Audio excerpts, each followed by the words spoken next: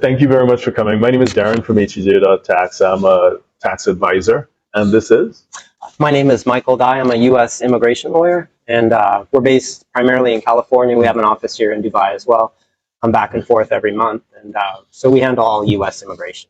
And then our team would help with pre-immigration tax planning, and then once you actually make the move, compliance to actually doing the tax returns in the U.S. and any other jurisdictions to which you may be exposed. Someone is asking whether the EB-5 gets the same green card as an EB-2 or EB-3. Since we have such a small group here, why don't we just start up at the top, just so you guys can follow along depending on your knowledge of U.S. immigration and how it works. Are you familiar with EB-5? Have you heard of that? I did. You have. Just really briefly, how U.S. immigration works, you can get a green card, which is permanent residency, through generally one of two ways. Through family-based immigration, if you have a relative in the United States that sponsors you, or through employment-based immigration, which is generally through a job offer from a U.S. employer sponsoring you.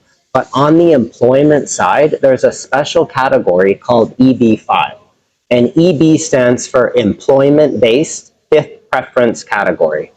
So EB is EB-5. EB-1, 2, 3, 4, those are other employment-based green card categories. But this particular category is only based on investment. And so if you invest right now a minimum of 800,000 US into what's known as a government designated regional center project, and these are basically large commercial or residential developments where you're pooling money with other EB-5 investors from around the world to build these large projects. And if you do that, you can get a green card. You can also do EB-5 through your own investment, through starting your own business, and the same amount, 800,000 minimum.